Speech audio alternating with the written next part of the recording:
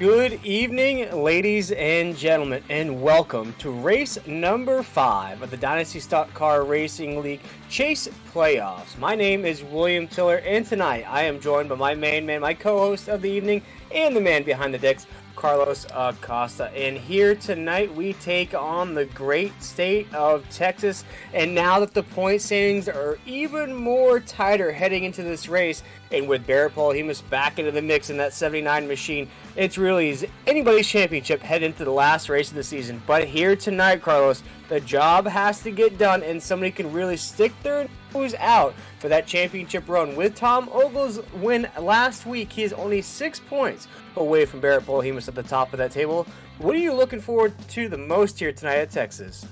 I'm looking forward to seeing this points lead possibly get even smaller. Tom Ogle's been running a very fine race these last couple of weeks.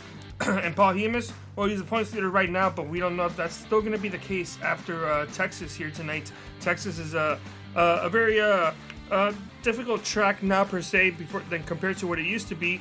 This is now a one-lane racetrack, and if you're not in that inside lane, like we saw a couple years ago with a couple of the real-life drivers trying it in iRacing, you get knocked out of the inside lane. That's it for your race.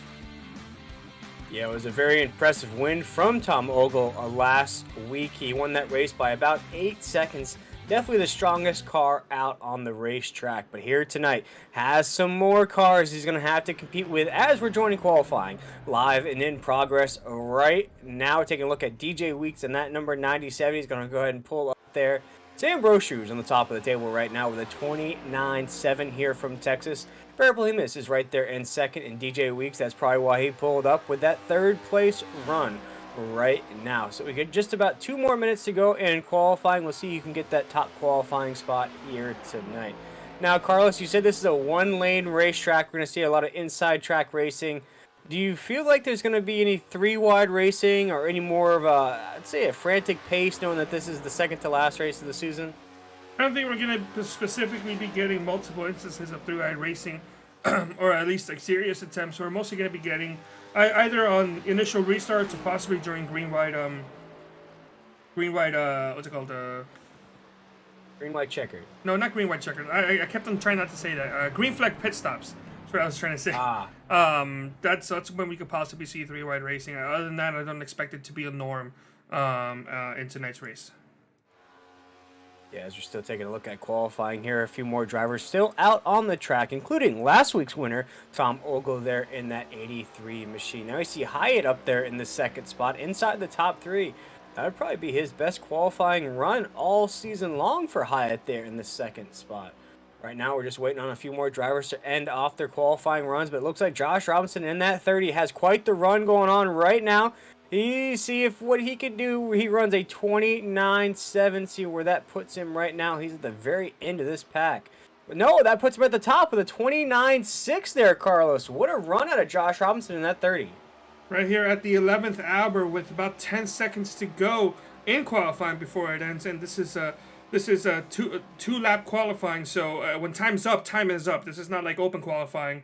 Where they extended 30 seconds to give everybody a chance to finish it.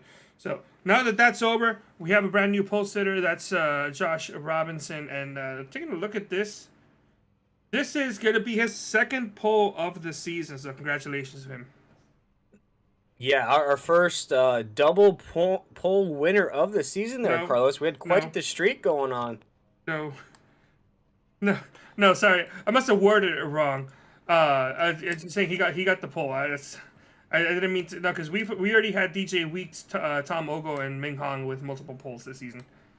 There we go. Alrighty, so he's added to the list of multiple pole winners here, but I believe that's going to wrap up qualifying here from Texas. We are ready to start this thing off here in the second to last race of the season. Race number 5 of the Dynasty Stock Car Racing League playoffs here from Texas. We are live on 3Y TV here tonight. We're going to have Josh Robinson taking us to that green flag when it waves in that 30 machine. Sam Brochu, Luke Skywalker himself is back in the mix here tonight in second. We got Ryan Hyatt right there in the third spot. Barrett Paul-Hemus in fourth. Tom Ogle in fifth. And I'll throw it out over to you, Carlos, to finish off our starting grid.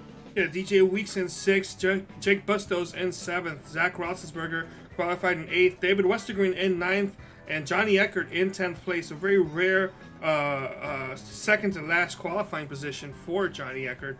And then in last place, John DeBarro did not post a lap time in number 61. Yeah, John DeBarro is going to round out our starting grid here tonight in the Lone Star 200, live from Texas. And here tonight, ladies and gentlemen, we're going to run 35 laps for stage 1. Of course, if you're familiar with the Dynasty Stock Car Racing League, we don't stop on the stage breaks. We just keep on rolling through. We'll award some bonus points. We'll highlight that winner on your screen so you know who wins those stages.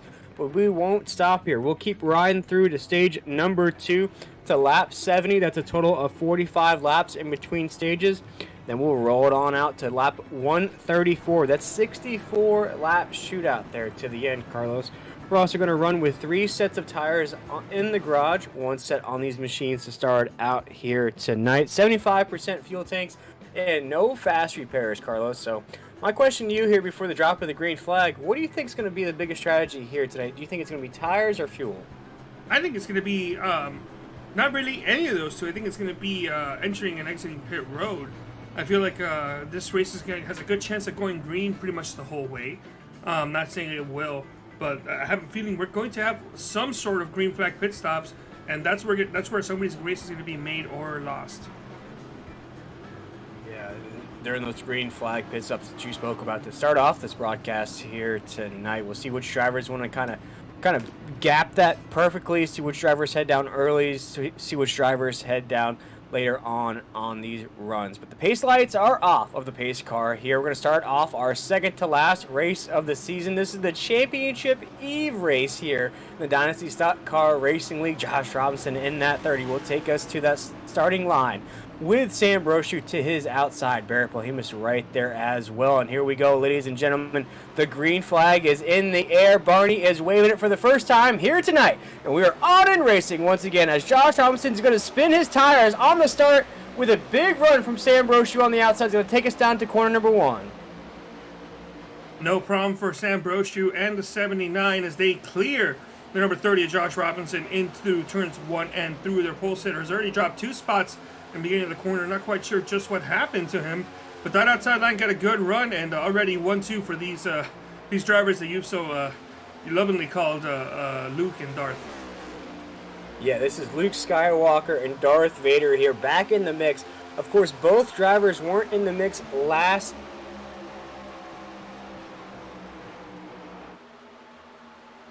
I'm sorry, it looks like we lost. Will, are you back? I'm back. We're having some issues with Will's mic. We can hear him, but it's very heavily muffled, so just gonna try to come back in. Will, you got a copy? I got a copy. Yeah, that's it. That's perfect. You were saying? Yeah, I think Sam may have raced in that race last week. Didn't have a good finish, though. No, a lot of guys were out last week, but here tonight we have a pretty good field, a pretty good mix of those championship drivers. Of course, we got DJ Weeks in there, David Westergreen. We're looking at Tom Ogle, last week's winner. Josh Robinson in that 30s come on really strong here in these playoffs. But I think all eyes here tonight, not to take away from what these other drivers have been doing this season, but has to be on top of that grid, Carlos, with Barrett Bohemus and Sam Brochu, 2 top drivers here. Sam's not having the greatest of playoff runs right now, currently around 9th or 10th on the playoff table. But Barrett Bohemus, though, if he can win here tonight, he could really close the gap and close the door on anybody else swooping in for that championship. Plenty of opportunities for these drivers to get points on each other, especially if you're a playoff driver. You got the stage 1 top 10 position points, stage 2 top 10 position points, and you also have the actual race finish points, as well as anybody that qualified in the top 10 gets a bonus point. So that's going to be everybody except for John DeBarro, unfortunately, was actually the only driver to not post a lap time, so he will not be getting a point.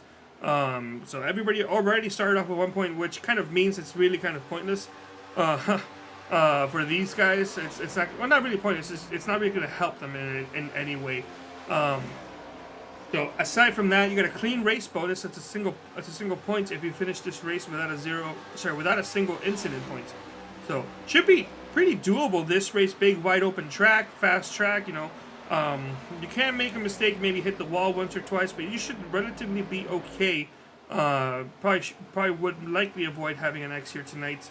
So I think a lot of drivers are going to be getting that bonus point here. Yeah, as Barrett Palheimus will take us down into corner number 3, still our race leader in that red and black race car, looking like Darth Vader on the racetrack. Look at Josh Robinson down there in the 4th position. He was our pole sitter here, has now slipped 3 spots on the racetrack, excuse me. He has last week's winner, Tom Ogle, right behind him. Can't miss him on the racetrack right there, folks. He's in that pink and white claw machine here, coming in with a lot of confidence, a lot of momentum as we're coming down the backstretch here at Texas. One driver that's sticking out to me, though, Carlos, here tonight is Ryan Hyatt right there with that Buc-ee's paint scheme right there in the 3rd position. Saw that walkout right there. I'm sure he's feeling confident in that Buc-ee's machine here tonight at Texas. Qualified really good here tonight, running inside the top 3. We've already had one playoff driver during these chase runs win a race, and that was Bustos there in that 74 machine. Maybe we'll have another one here tonight in that Buc-ee's race car here tonight at Texas. Running really strong here down the backstretch. So Barrett Palheimus down into corner number 3 here on lap number 8. Now, we've seen this story before, though, Carlos, where Barrett and Sam really check out from the rest of the field. They have quite the gap already on Ryan in 3rd. Ryan's really trying to play catch-up. But a lot of things can still come into play. You know, pit strategy, you talked about it, pitting under green, when to pit, fuel, tires, that type of thing right now as we're coming off corner number 2. But this, we've kind of seen this battle before, but do you think Sam will really push the issue at all, or do you think he's just content pushing Barrett along at the top spot? Now, we've seen this quite many times, both in racing and outside of racing. You can't just go ahead and immediately attack the villain. You got to make sure you got to figure out a strategy. You got to see what's going on. You got to wait for their 30-minute monologue, which is going to give you the right opening to strike back. And once he does, that's when Ambrosius is going to make a move. So I expect him to follow in the footsteps of that number 79 Darth Vader inspired machine, and then possibly the last half of this race, he'll be making a move. Yeah, something may have went wrong, though, with the 74 machine of Jake Bustos all the way down into the 11th position now. Dropped all the way to the tail end of this field here tonight. Not running with the same pace that he ran with 2 weeks ago when he picked up a win in that 74 machine. Not feeling that confidence inside of that cockpit anymore here in the Dynasty Stock Car Racing League. Here, take over for a bit while I try to figure out what happened. Alrighty, as we're going to watch Barrett Palheimus down into corner number 3. Still with Sam Brochu right behind him. And we're looking at Ryan Hyatt right there. But, Carlos, I think you may have found out what happened to Jake Bustos there in that 74.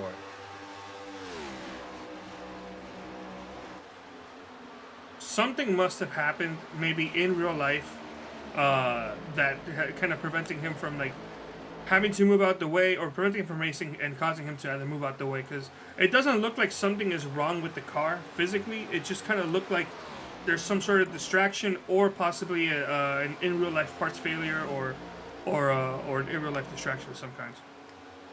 Yeah, something may have happened. There's still a long way to go here tonight from Texas, as we're on lap 13, digging down into corner number 1. Barrett Palheimus is still our race leader. Sam Brochu is right behind him. See if there's a move right now. We have some battles brewing right here. We're looking at, this is David Westergreen right there. Looking at Roethlisberger, who's back into the mix here tonight. DJ Weeks is up there as well. Now Josh Robinson's going to go to the inside of Ryan Hyatt right there. He's going to try right here on corner number 3. We have a couple battles on our hands right now, Carlos, coming around 3 and 4. This battle is to stay inside the top 10. Then we have a battle right there for 3rd spot between Josh Robinson and Ryan Hyatt. Looks like Josh Robinson will overtake in that 30 machine, take that spot away from Ryan in that Buc-ee's machine. Now he's got Tom Ogle right on that back bumper here off of 2. See if Tom can make it move to the inside of Ryan. Looks like he's got a big run coming off with 2. See if he can carry that momentum through 3 and 4. We're side by side around the apex. Coming out of 4, we got Tom Ogle right on the inside of Ryan Hyatt there for the 4th position. And these drivers, even though they're kind of battling side by side and everything, they're not really straying too far away from the race leaders of Palheimus and Brochu. And as a matter of fact, Josh Robinson, who cleared Ryan Hyatt, has already kind of closed that gap, I would say a little bit past halfway in between them.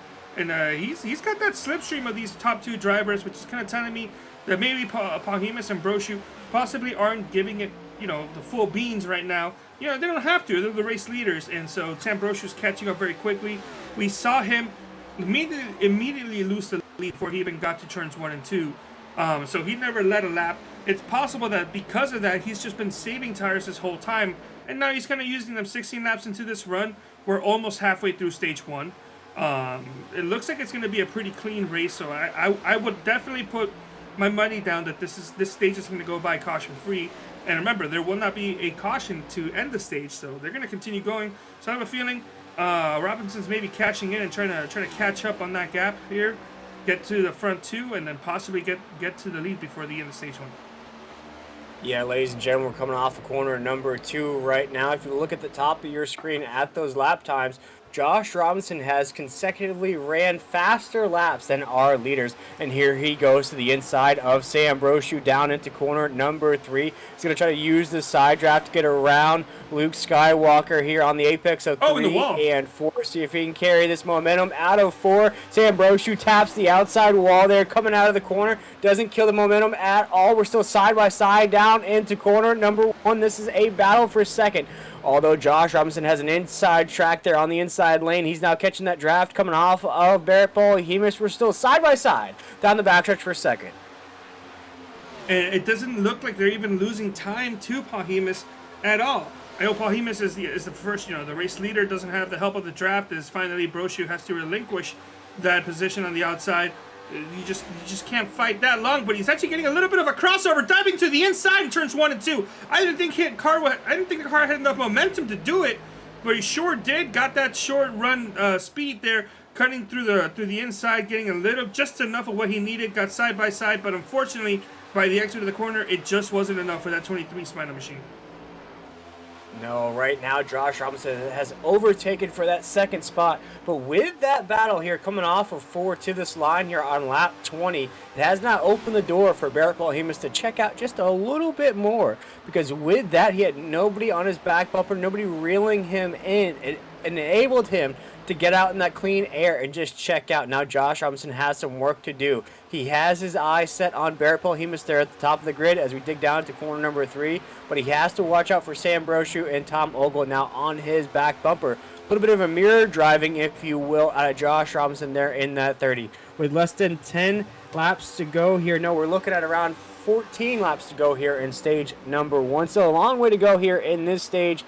All the opportunity in the world for Josh Robinson to climb up there to Barrett Paul-Hemus in that 79. But here we go, folks, coming off of corner number 2. We have Josh Robinson now try to reel in Mr. Darth Vader himself, Barrett Paul-Hemus, down the backstretch. And trying to see who else is going on. Single file all the way through the first 6, 7, 8. All of the drivers right now are single file, all driving the inside line. You kind of have to do that at this track. But trying to take a look, see all the drivers that have moved around.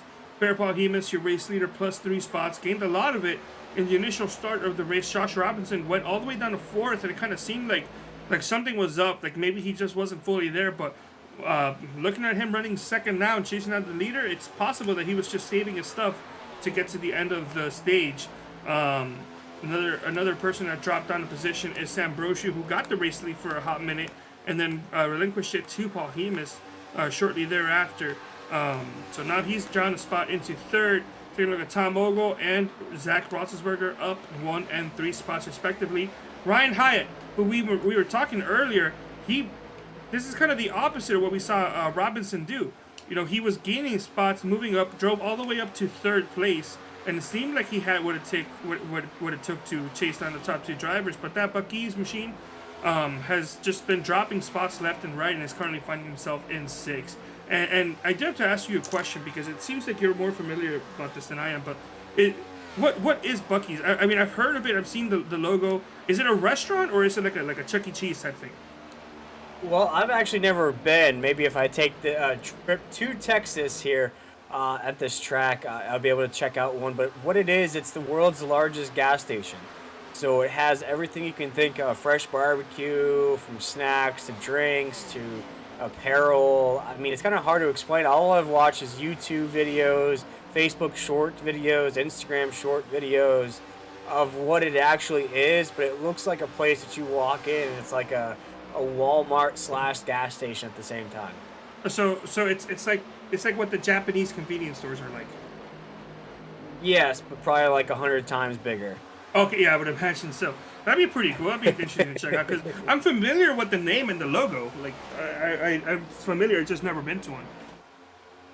Yeah, no, it looks very interesting indeed. And it's kind of cool to see that logo being represented here tonight out of Jake Hyatt right there, Ryan Hyatt, excuse me. But looking at Zach Roethlisberger, too, another driver that I wanted to highlight. A driver that really came on strong to start this season All right, there, hold on. Carlos, was really right there. See Josh Robinson's trying to make a move right now, and Barrett he missed down it to 3. We have a battle for the lead right now, Carlos. I don't know what was going on. I think Josh Robinson was pressing L2 to intimidate on that number 79 because in the exit of the corner, it turns 3 and 4. 79 kind of bobbled, got a little loose, and just drifted up unexpectedly, and that gave it just enough for the number 30 of Josh Robinson to kind of just dip down there in the exit of the corner and use that momentum to clear him by the time they got to 3 and 4, or by the time they got into 3 and 4. Yeah, right now as we have a big battle on our hands down the backstretch, Josh Robinson has now overtaken Barrett Polhemus. Barrett Polhemus living up to that nickname here tonight. Darth Vader's not giving up on that top spot here on the apex of 3 and 4. Down the front stretch right now, they are side by side to cross this line here on lap 28. Down into corner number 1, we have a side-by-side battle here on corner number 1 on the apex of 1 and 2. Coming off of 2 right now to the backstretch, still side-by-side for the race lead here on lap 28. The drivers have been pushing themselves very hard these last couple laps, and that has allowed third place, fourth, and fifth to start getting on the picture. Look at how much they've been. Look at how much Stambroshu's been gaining these last 2 laps, and you bet your Bunsen burner that lap number 28 is gonna gain some more time. Okay, I was wrong. Yeah, right now.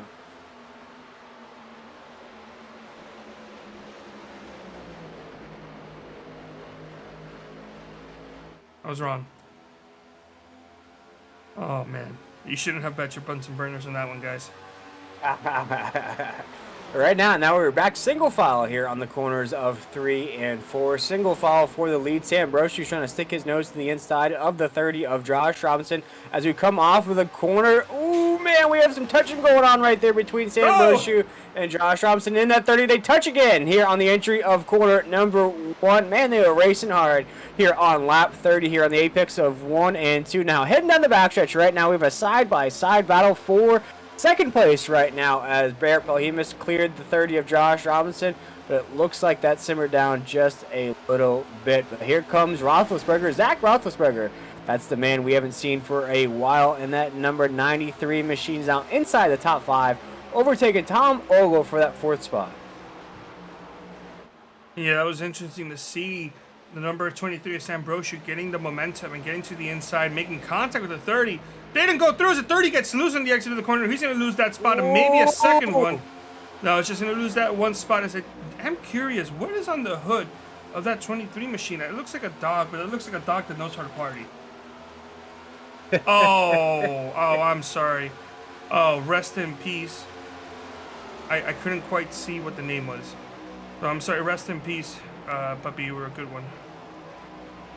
But it looks like a dog that liked to party indeed there, Carlos. Has the sunglasses on and everything. Rest in peace to man's best friend right there for Sam Brochu in that 23 machine. What a better way to represent your buddy than putting him on the hood of your race car here in iRacing. And right now, making his buddy proud there in the 2nd spot, coming around corner number 4 right now. Still trying to chase down Mr. Darth Vader himself there in that 79 machine. Josh Robinson is trying everything he can to get inside that 2nd spot. We say how Sam Brochu really pushed the envelope there, clipped the fenders just a little bit of the 30 to get around him. Now Josh Robinson's trying to do the same.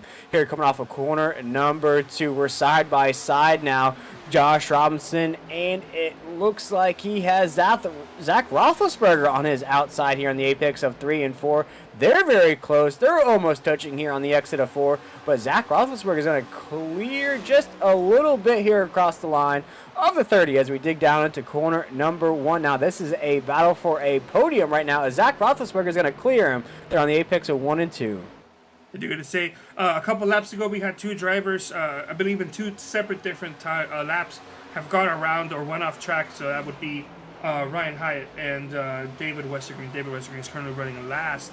So once the stage is done, we're going to take a look at maybe a replay or two, see just what happened. But we're going to cross here the last lap, and I got to say, Josh Robinson, it looks like he made his move about 10 laps too early, because he got to the lead with about 8 or so laps to go.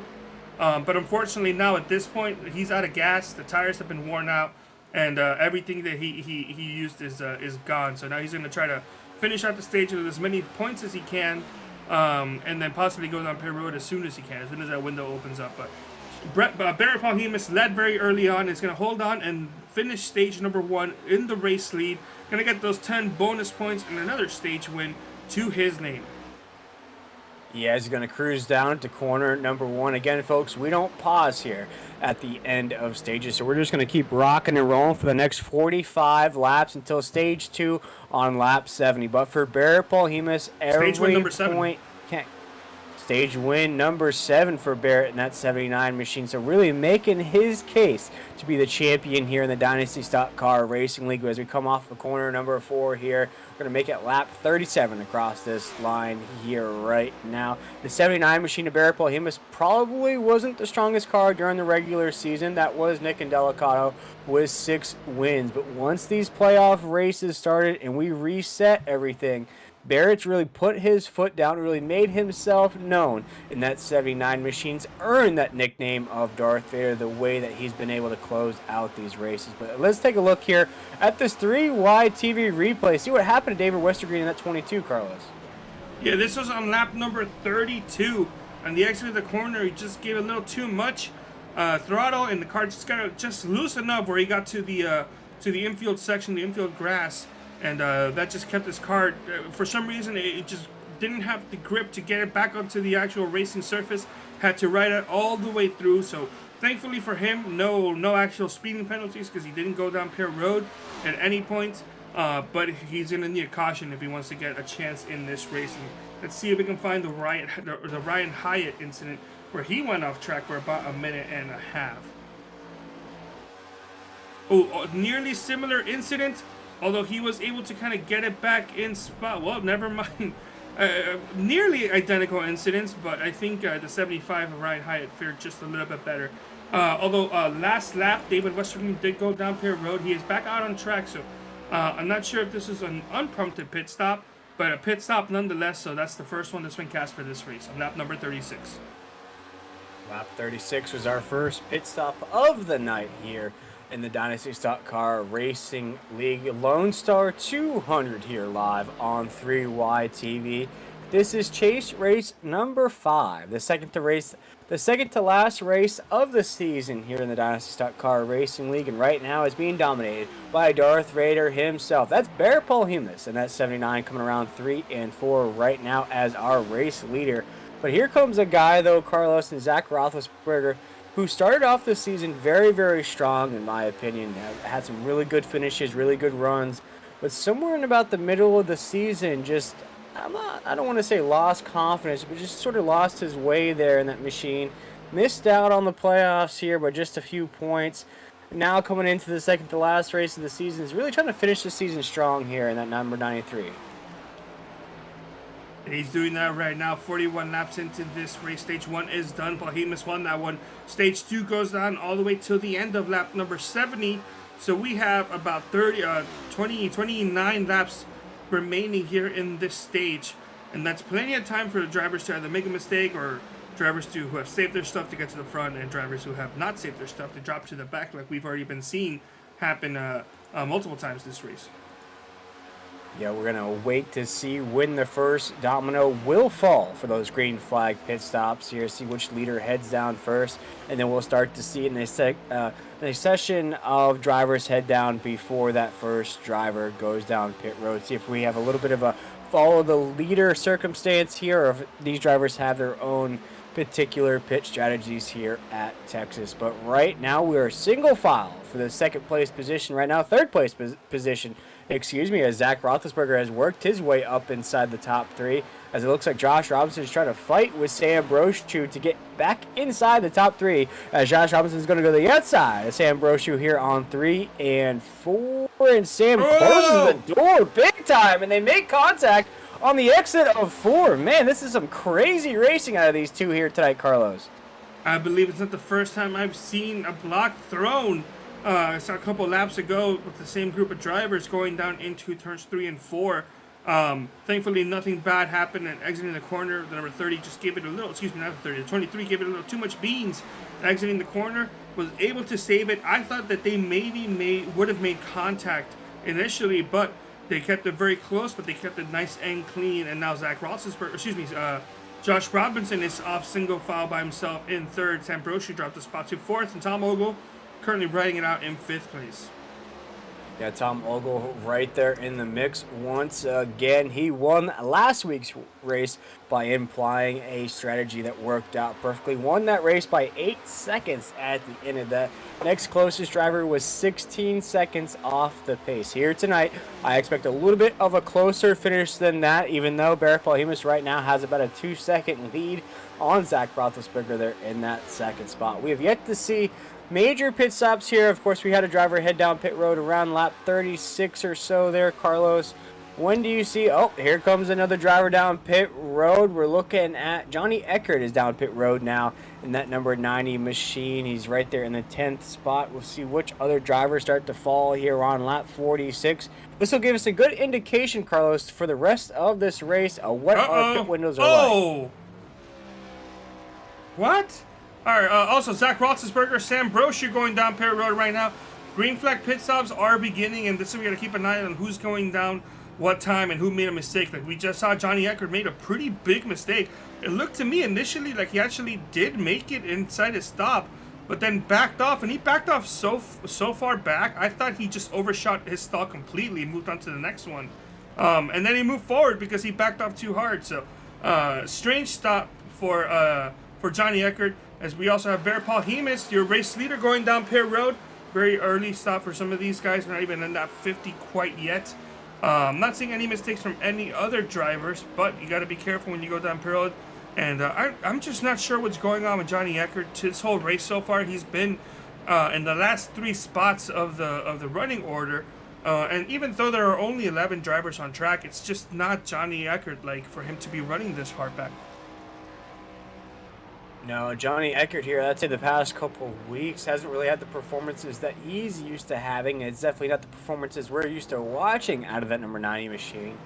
I'd say the second to last race of the season, you know, the season gets a little long. Carlos, I'd have to say, drivers get a little tedious, if you will, with only 1 race remaining in the season. We go to Homestead next week, basically a home track for both me and you. It's the closest racetrack for me. It's definitely the closest one for you down in Miami. Yeah, like 30 minutes. I've never been there myself. I've definitely been to Daytona, but never down to Homestead. Oh, you got to go to Homestead. That's going to be a blast, man. It's a beautiful racetrack.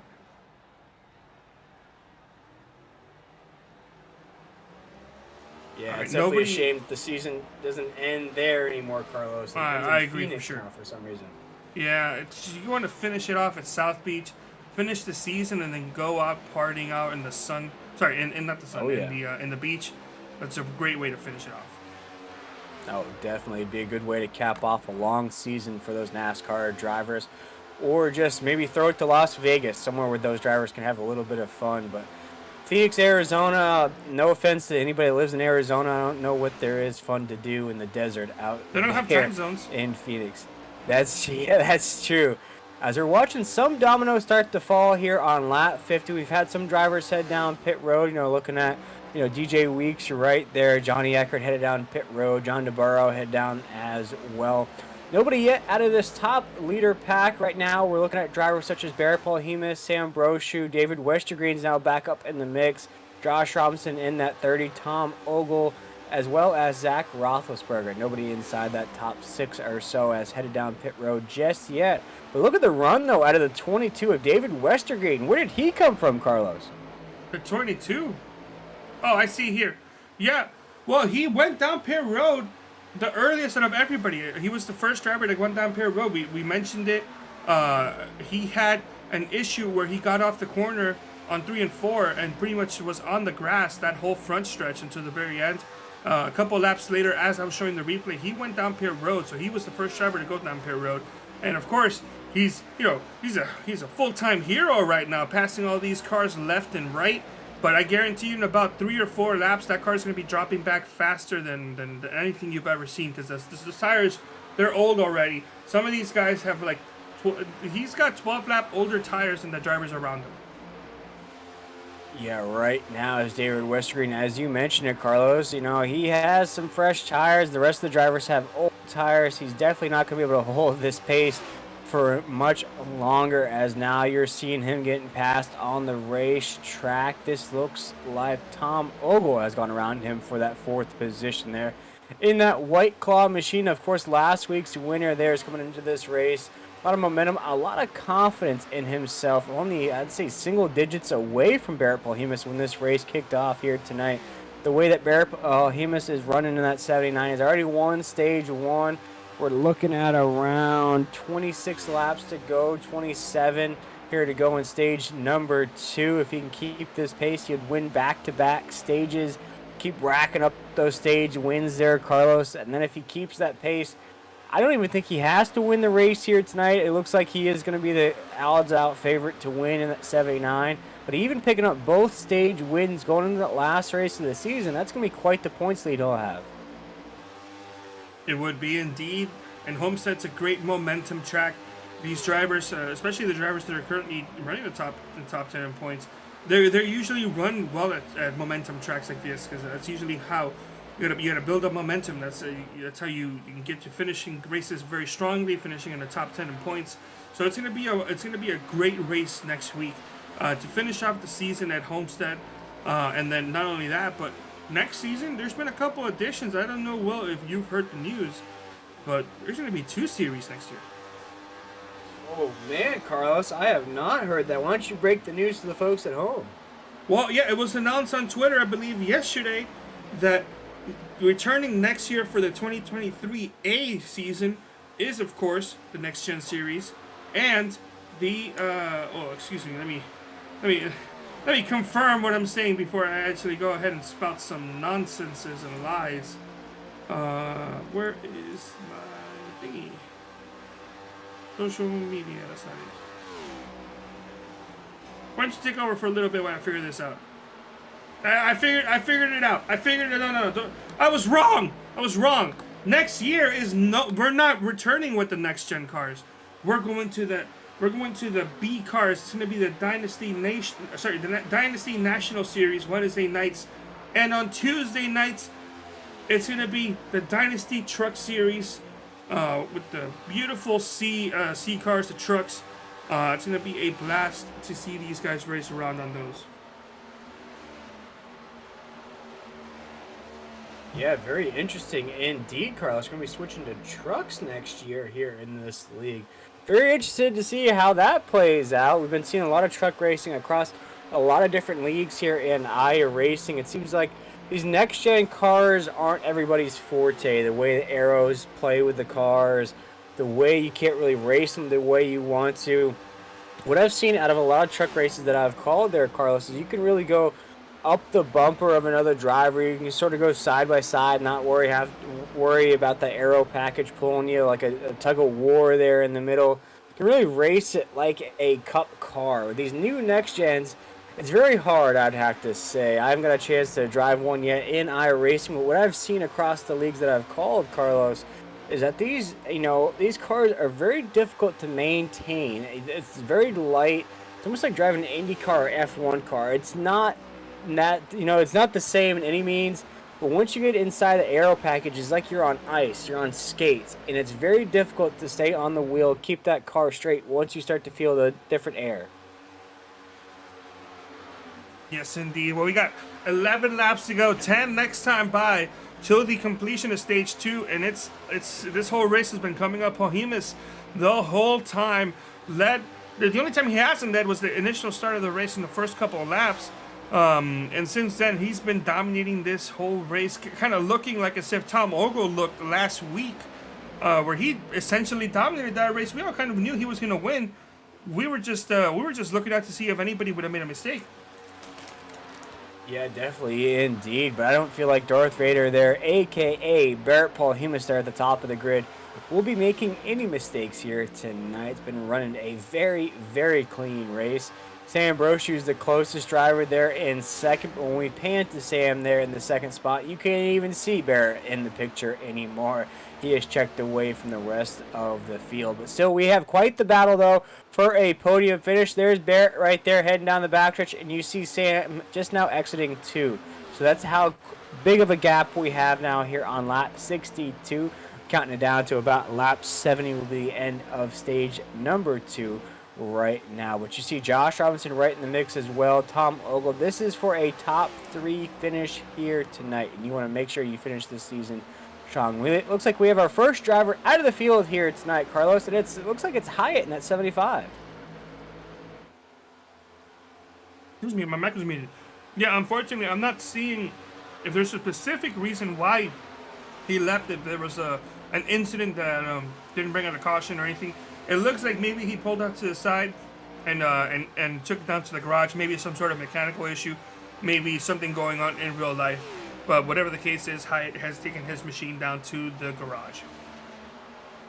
Yeah, and I think he may have just gotten an early jump to Buc-ee's. I think it might be, I don't know if it's 24 hours or if it closes soon, but I think he may have just parked it to run down to Buc-ee's to get some fresh barbecue here in the great state of Texas. As now we're watching Josh Robinson thinking about making a move on Sam Brochu to reacquire his spot there in second. We've seen this battle now ensuing, I'd say, for the last 30 or 40 laps here tonight. They've touched each other here a few times. They've pushed each other out of the way. Now we're side by side here on the apex of 1 and 2. Hitting on the backstretch, we have quite the battle on our hands for second right now as Josh Robinson and Sam Brochu are battling it out to try to make a move for Barrett Paul Humus, as it looks like Sam's going to close the door on the entry of 3. You know what's interesting? There are some Buc-ee's in Florida. I didn't even know. There's one in Daytona and one in St. Augustine. About closer to me than a little bit than for you, but I still haven't gone up there. I've been to St. Augustine, definitely been to Daytona. I've never found a Buc-ee's here in Florida. Maybe that'll be my next road trip adventure here, but here we go once again. Man, they're so close to touching each other here down into 3. Yeah, these drivers are battling side by side for the spot. Well, you have to at this point. We're about 4 laps remaining from the end of this stage, so they got to get as many points as they can. Because all these drivers are very tight in their positions.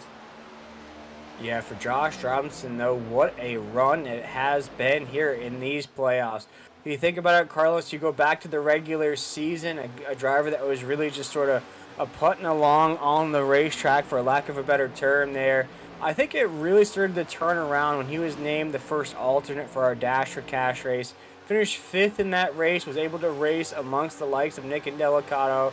Barrett Paul Humus was in the mix of drivers there, and I feel like that really put a fire underneath Josh Robinson there in that 30, and that's really carried him through there to the end of the regular season. He made the playoffs, he got in, and now in these playoff races, I'd say it's been some of the best runs we've seen out of that 30 all season long. And he's slowly kind of running down Paul Humus. Not a lot, but he's slowing it down because Robinson. No, wow, I said it right the first time. Paul Humus had a race lead of over 2 seconds at one point. While it's not going to matter now because they're about 2 laps away from finishing the stage, it's dropped down to 1.7.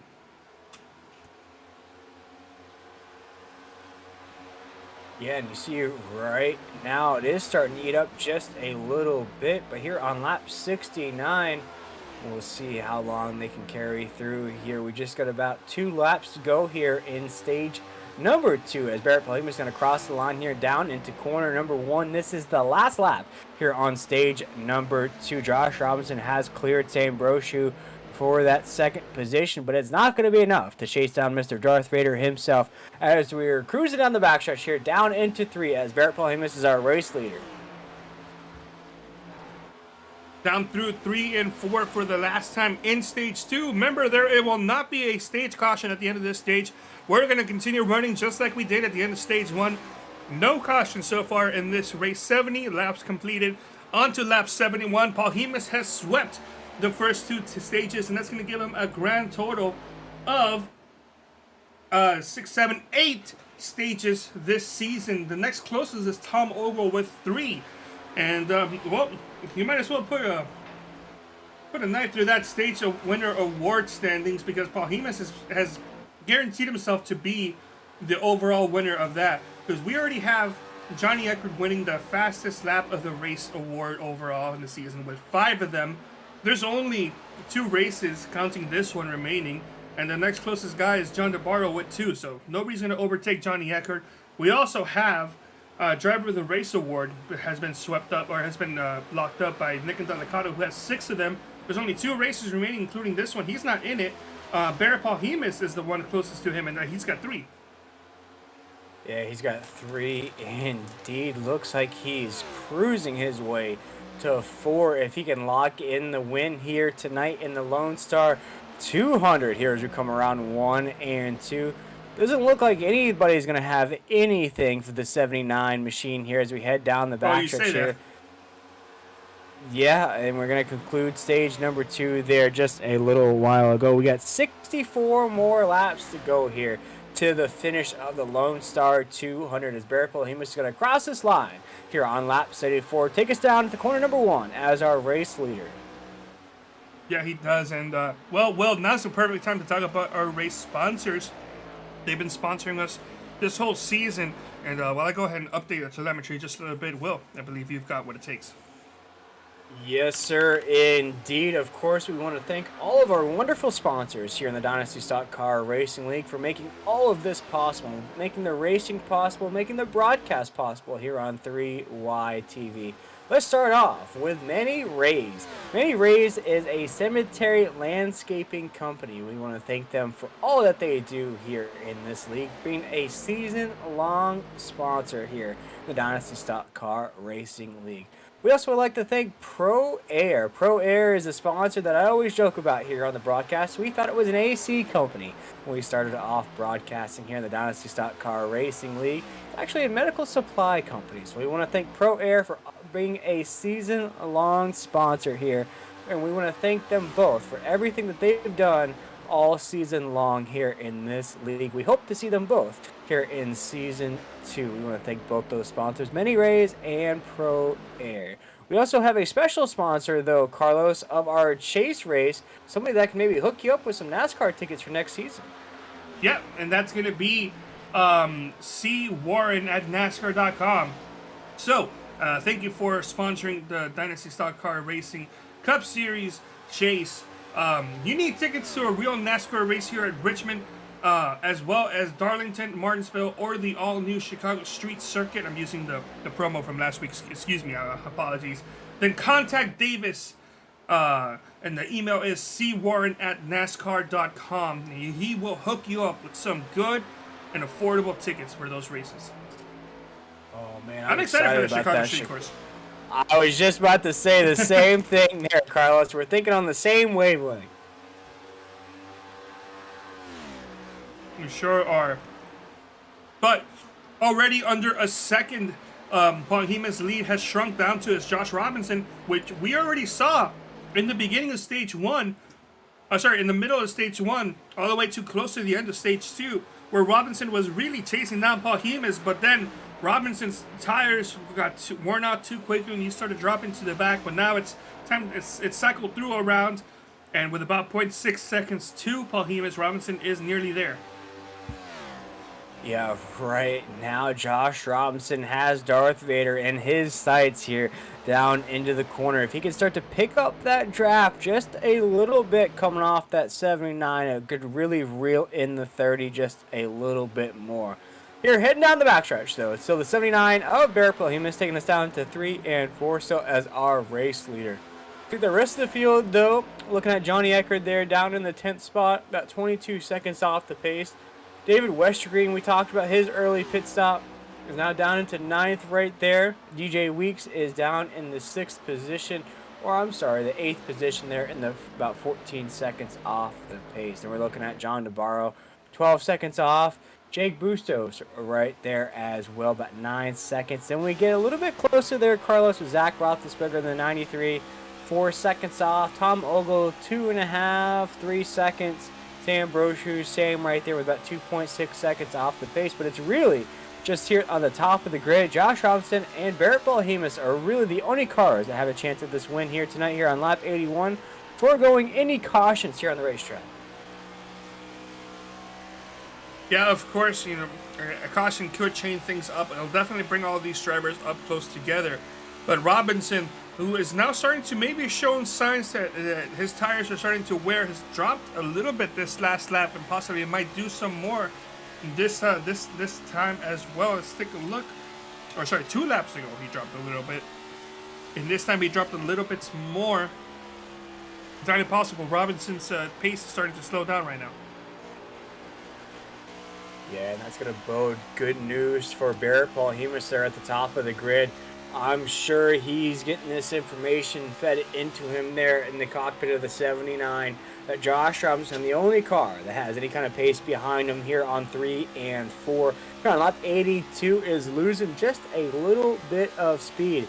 That could indicate for Barrett Balhemus to really get on the gas, or on the flip side there, Carlos, conserve a little bit more, knowing that the second place position is losing speed as well. Right now, though, the field is sort of the same right now, as we have a battle for about the 3rd position brewing right now between Sam Brosio and Tom Ogle. This is for a podium finish here.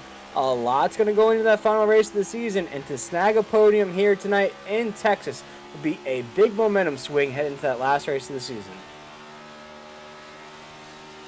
It would indeed. You gotta get as many spots as you can. Let me see if I can pull up the telemetry. Not the telemetry, excuse me. The point standing going into tonight's. That's the wrong one. Going into tonight's race. Let's see. Balhemus, who was leading it and is currently leading the race right now, is looking to expand that lead possibly into the double digits category, which will make it very easy for him to possibly secure that championship. Tom Ogle in second in points coming into the night, but currently 4th in the race. We saw him battling recently. Josh Robinson, who we're looking at on board right now in 2nd place, doing what he can, but unfortunately, I think he's just too far back at this point to even be in contention. He's already lost a bunch of points to your points leader, Barrett Balhemus. Yeah, I think at this point, the best that Josh could do is possibly head into that final race of the season in the 2nd position there on the points table. Of course, Tom Ogle is having another strong run here tonight, and with a podium finish, that could even best his points total there.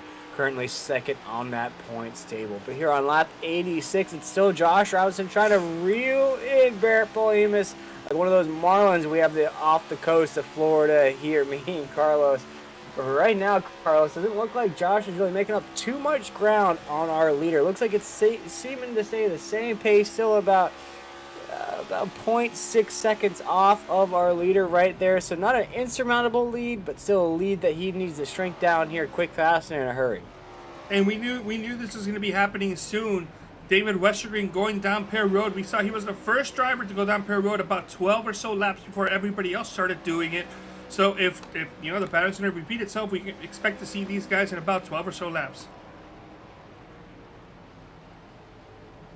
Yeah, right now I see David Westergreen back down pit road. We'll see, like you said, Carlos, when these leaders going to start to head down pit road once again, because once they get this last pit stop out of the way, that'll be the final time that they'll have to head down pit road, again, foregoing any kind of caution here on the racetrack. So you really want to make sure you calculate this just right. You want to make sure that you get everything taken care of. You get your freshies on there. You get that fuel tank filled up. You want to make sure you're good to go to the end of this race. But for some of these drivers, Carlos, I'll pop this question to you. Would it be wise to maybe head down a lot earlier than Barrett Balhemus? That way you may have a little bit of an advantage on him once everything shakes out. Or are you still trying to calculate when to follow that 79 down pit road? But I don't think that's really going to apply to anybody outside of the top 4. I think 5th of Roethlisberger is probably too far back to make it work. I mean, honestly, Broch and Ogle are possibly too far back to make it work. But Robinson is close enough that if he pits a lap earlier, he'll get that race lead that he needs. But the question is, when do you pit? When is he going to pit? You do have the advantage of being Javier Robinson being right directly behind Paul Hemus, as he's kind of looking to maybe go on the inside there to get that lead. He's got the advantage of seeing what he's doing, and if he's going to slow down to go down pit road, then just do the same thing so that you don't lose any time. You see how good those fresh tires are. Taking a look at the 22, who's 2 laps down, going to unlap himself 1 time by, so he'll be 1 lap down, and he'll get the lucky dog if there is a caution. No other drivers are 1 lap down or more. That's pretty close. So Western Green, 1 lap down, he'll get the free pass if caution comes out, and nobody else gets a lap down, gets lapped. But if you're Paul Hemus, you have the disadvantage in a way, because you can't just pit a lap earlier than you want the competition to, because they're gonna see what you're doing. But still, if you can go down pit road, hold a fine wheel, hold a fine gas, do whatever you gotta do to not speed and not lose too much time, and you're going to come out of this in a good spot to go finishing these last 40 or so laps. Yeah, and as you mentioned it, Carlos, those fresh tires on that 22, you saw the speed that he has. He went flying by our leaders here on 1 and 2. Coming down the backstretch right now, still Barrett Polhemus leading the way. Josh Robinson, though, he's right there on that tail of our leader now, that 79 machine. So it looks like, though, Carlos, here as we come to the apex of 3 and 4, these two more than likely will pit together here down pit road. I think Josh Robinson's trying to plan on that to follow that 79 down pit road. Check out a 3-wide TV replay. It's not a replay. I messed up. I hit the wrong button. I was trying to hopefully cancel it, but it doesn't work like that. It just makes it extend a little bit longer. So my bad. Johnny Ecker going down pit road. That's what the insurance was for. Yeah, Johnny Eckert's down pit road here tonight. Carlos, we've touched on it, though, for that 90. Not having the strongest end to his season there. It's unlike Johnny there in that number 90 machine, but hopefully he can get things turned around. Maybe not tonight, but maybe at Homestead will be a good way to cap off a not-so-great season there for the 90. Sure, he's going to be looking forward to next season when they go into the national car on Wednesday nights. That is the car that's replacing this next gen. They're very excited for that move, and in addition, they're opening up a Tuesday series with the truck, so that's going to be a good, possibly beginning series for new drivers. I don't know if they're just going to be making it like a recruitment series and then like a main series, or if they're both going to be equal series just with different cars. But for sure, next season, 2 different series on 2 different nights, Tuesdays and Wednesdays. But no more next gen. They're not looking forward to the changes that could possibly be made that could break the car. And also, the national car is one of the most funnest cars to drive in iRacing right now. Definitely very popular. That's the B car, the Xfinity car. And for sure, we'll see a lot of drivers just coming into the league just because they want to drive that national car. Yeah, Carlos, and how do you feel about that? As a driver yourself, I know you do a lot of commentating, a lot of producing as well, but from a driver's point of view, what do you think about that change? What do you think the biggest difference is going to be next season? I'm kind of for it. I wasn't really thinking as a driver about the possible changes that could be coming over the season that iRacing does for this specific car. It's still brand new. There's still changes done to the telemetry, the way the car handles and everything. And that could be annoying if you're able to figure something out and then you lose that little thing you figured out. The national car, I'm sure it's probably going to get like small cosmetic updates, but that car hasn't been changed by NASCAR in the last couple of years. It's still the same essential template. The only things that really change are very small cosmetic things. So you're going to have a very stable car, a car that you can work around with, a car that you can test on certain tracks on February and bring that knowledge to November, and they'll more than likely still pay off the same way unless there's a huge tire update, but then you can't really avoid that. As your leader's going down pit road, no! As we're starting to see some of our leaders head down pit road, Barrett Polhemus is the last to do so, and it was almost a disastrous entry onto pit road here, ladies and gentlemen, in that 79 machine. Went a little bit of a Tokyo drift action there, almost went nose first into that pit wall here on the entry. We're going to watch it here once again. The 79 is going to come off the track. I did not know this, but my secondary feed was behind for the longest time. So this already happened. He already recovered. But this is also why Oh wait, no, Josh Robinson's going out of pit road right now. He's gonna lose that lead that he had. There goes Barrett Paul-Hemus, who went down pit road a lap before Robinson did, and this is what we're gonna be seeing, is what you talked about. I don't quite know how Paul-Hemus was able to go down pit road a lap before, and Robinson wasn't able to follow him, but that looked like it happened. So he's dropped down to third. Sam Broshu's now in second, 0.5 behind your race leader, but Robinson was within 3/10 of the race lead, and now he's dropped down by pitting us a lap behind him, dropped down to 1.5. So he's essentially lost a second to your race leader. Yeah, lost a second indeed. We apologize for a little delay in action there. We saw what happened there. Josh Robinson headed down earlier than Barrett Paul-Hemus there. Barrett Paul-Hemus headed down pit road. Had that mistake on the entry, though. Was able to overcome. Because we watched it, though, Carlos. When Josh Robinson came out of pit road, got his pit stop out of the way, Barrett Paul-Hemus, when he came off of pit road, it looked like to me there on that feed, he came out, even though he was a lap down, he came out in front of Josh Robinson in that 30. So he was able to get his lap back right away, work his way right back around. So when Josh Robinson headed down pit road, he'd already gotten that lap back here tonight. But right now, we're looking at the end of this race here with about 35 laps to go. Barrett Paul-Hemus is back up at the top of the grid right there in that 79 machine. Sam Broshu in second at 23. Josh Robinson right there in third in that 30. Zach Roethlisberger in fourth, and Tom Ogle will be our top 5 on the racetrack right now with less than 33 laps to go here in the great state of Texas. This is the Lone Star 200, our second to last race of the season. Chase race number 5. A champion will be crowned next week here in the Dynasty Stock Car Racing League. Again, my name is William Tiller. I've been with my co-host Carlos Acosta, the man behind the decks, my co-commentator of the evening right now, Carlos. But it looks like we have a battle for second brewing right here on the entry of 1 and 2. Head to the backstretch. We have a battle between Josh Robinson and Sam Broshu. This is for second. We've seen Josh Robinson have monster speed to begin the run as it kind of wanes out towards the latter half of that run. So with only 32 laps remaining here at this point when they cross the line, why not go for it? He's going to be sending it full hard, try to get past the lead, try to build up as much of a gap that he can, because that's going to help him when his tires eventually start falling off. Yeah, we've seen this battle brew all night long between these two drivers. There's been some nudging, there's been some rubbing, there has been some pushing along the racetrack here at Texas.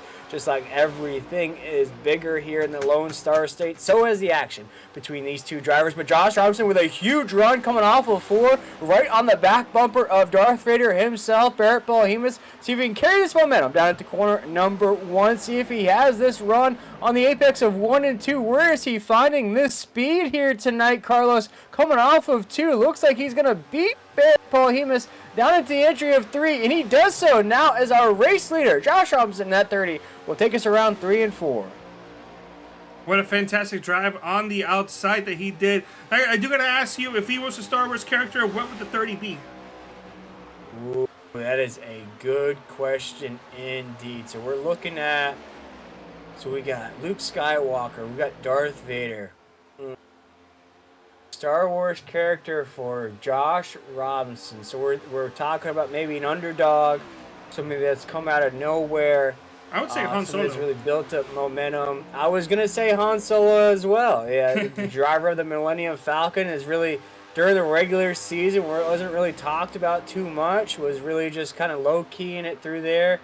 Gained a lot of momentum. You could say like Han Solo in the Star Wars movies, kind of gained his place, gained his spot there in Star Wars lore. Now here tonight, he's got that Millennium Falcon there on the top of the grid there in the 30, as he's still our race leader, now starting to separate from Darth Vader there in that 79 down at the 3. And if he continues this pace, what a win it would be for Josh Robinson, finally getting that 30 into victory lane. And boy, has he been working at it, as he's our race leader down at the corner number 1. No problem at all. The only problem is that he needs to build up that race lead farther than what it is now. We've seen him drop multiple seconds on the race lead once his tires wore out, and we're starting to possibly approach within the next 10 or so laps that kind of breakoff point for Robinson, where his car is just not able to match the same speed that the leaders were. But with the dirty air could possibly help him out. He needs to build up that gap so he can build himself a couple extra laps to be able to hold off. And whatever he does, he needs to absolutely not give that inside lane to the other drivers. Sure, Robinson did pass Behemoth on the outside line, but Robinson's tires, or his momentum in the beginning of a run is just monstrous. It's not the same. It's not identical to the momentum that Behemoth is going to get when he starts chasing down Robinson. Same thing with Brochu. And Roethlisberger, but Roethlisberger is a bit too far out to kind of really be in contention right now unless a caution comes out. So far, caution-free this race, which good job, guys.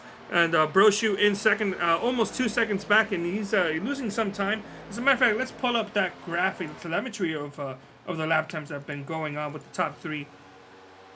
And not even close. Wow, Brochu's not even in the same ballpark as Robinson is that last lap. No. Behemoth, about 0.2 of a second slower. So the way it's going, it's finally broke a second. Oh, whoa, what happened? What? I looked away for one moment. Whoa, he's lost the handles of Josh Robinson there in that 30. He lost the handles on the front stretch. Something is terribly wrong inside the Millennium Falcon there of the 30 machine of Josh Robinson. We saw him cruising around the racetrack in the lead, and all of a sudden he hit some ice here in Texas because he was slip and sliding down the front stretch. Oh no, did he give it too much beans exiting the corner? It looks like he did. We've seen it happen already before to a couple other drivers. Thankfully, didn't come back across the racetrack. And actually for Josh Robinson, we've seen it happen 3 times, including him now. This was the smoothest recovery of them all, although it could have been very poorly. He got back on track, lost only 1 spot, but didn't lose that much time overall. Now the question is, can he get to that race lead back again, or is his car pretty much gone at this point? It's going to be a tough hill to climb, as now he is, though, right back on the back bumper of Barrett Behemoth there in that 79 machine. Josh Robinson's definitely showing the speed here tonight in that 30. Definitely having the greatest race of his season so far here tonight. When I spoke about it just a little while ago, the confidence, the momentum he has been building inside himself here the past couple weeks, and being inside the top 5 of the points table. He got that alternate spot for the Dash for Cash in about the middle point of the regular season. He's carried that forth for a driver, Carlos, that really started out, I'd say, low-key, not really one of the best drivers out there. I'd say overshadowed by a bunch of other drivers here. Even looking at the likes of Barrett Behemoth, Nick Delicato, Tom Ogle, Sam Brochu, Zach Roethlisberger. You know, looking at Josh's run here for these last, I would say, about 8 races or so, Josh is seeming to get better and better and better as these races tick down. Now we look at right now, is that Tom? Or no, it's Johnny Eckert, unfortunately. Yeah, let's take a look back. It looks like he did the same thing.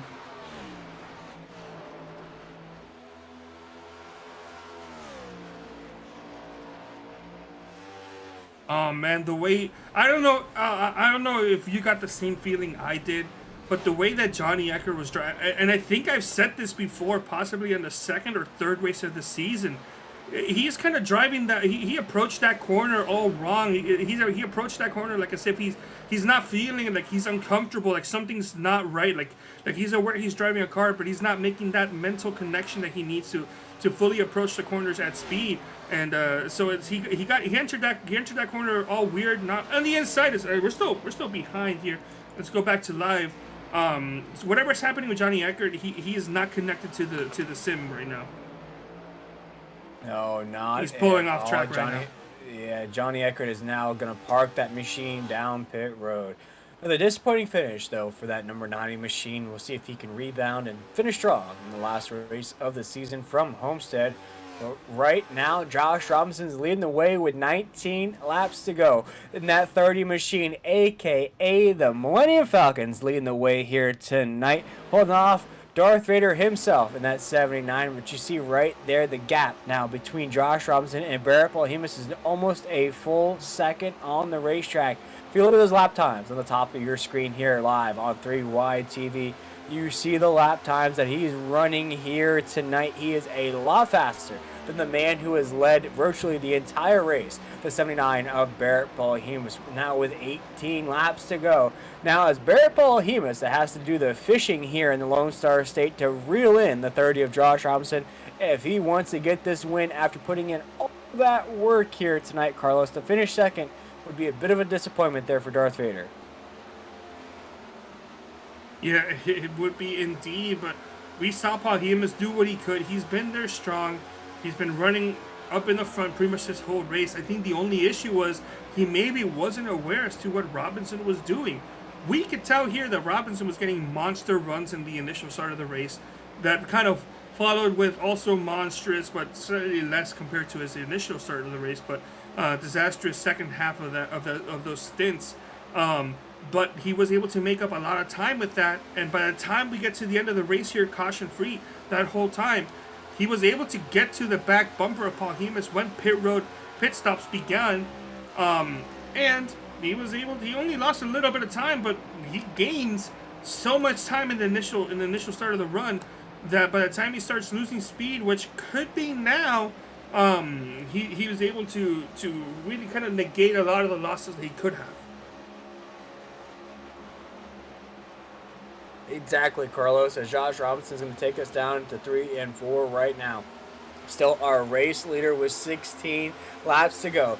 Down the front stretch right now, make it 15 as he's going to cross the start-finish line here down into corner number 1. Now it's really a focus between these top 2 drivers. Barrett Paul Hiemis and Josh Robinson at Sam Brochu in that 23 is off the pace. About 2 seconds off the pace, if you will, in that third position. But right now, the focus is on the Millennium Falcon of Josh Robinson and Darth Vader in that TIE Fighter inside of that 79 machine. That red and black looking Intimidator style right there out of Barrett Paul Hiemis has led the most laps here tonight, Carlos. But now it's having to play catch-up to our race leader of Josh Robinson. And I'm going to ask you for a driver point of view here.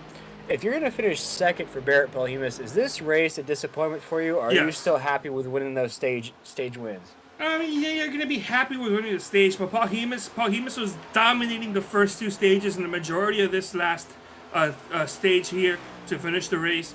He was first place. Nobody can really do anything about it, and all of a sudden, we got Han Solo number 30 machine just pulling out here out of nowhere and just running circles around you.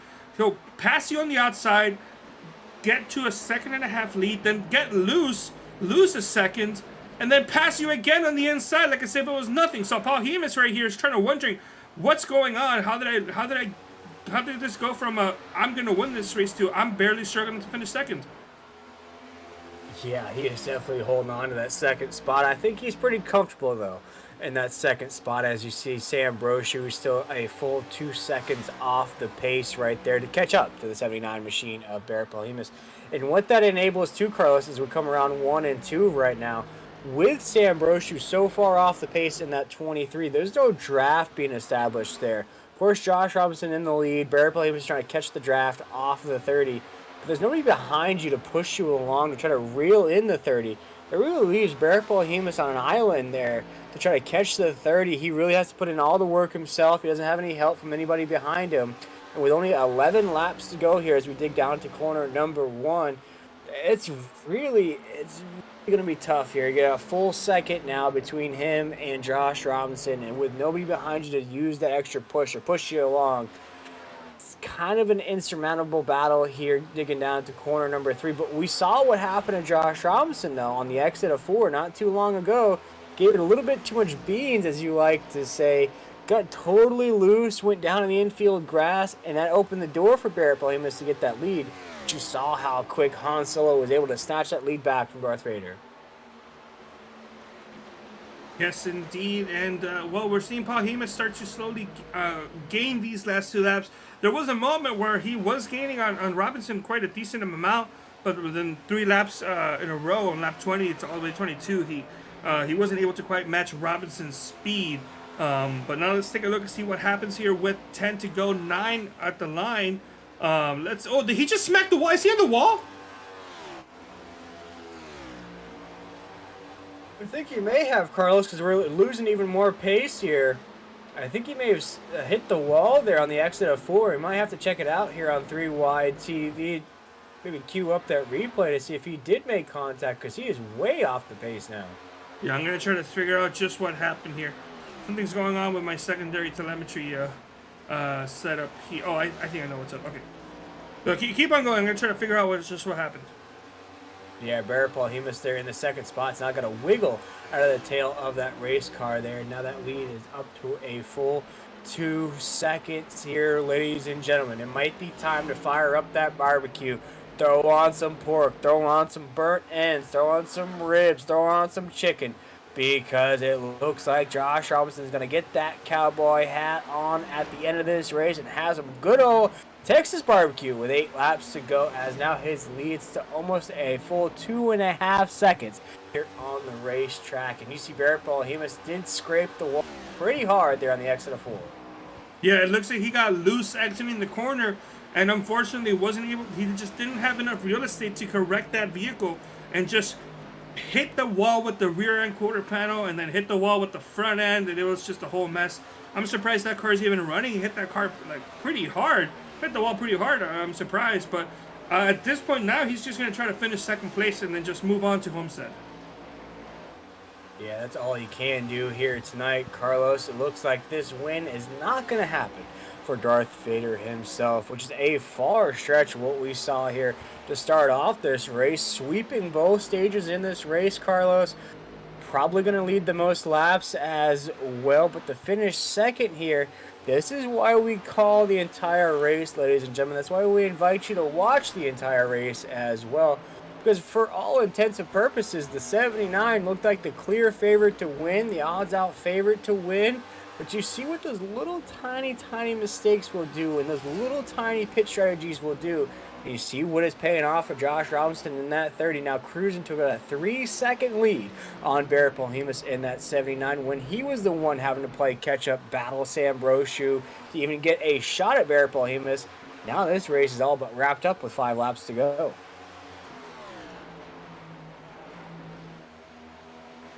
All right, 5 to go here. Robinson looking like as if he's going to win. Paul Hemus 3:05 seconds behind him. Shout out to where I live in Miami. After hitting the wall, Brochu now has a shot at possibly getting into second place.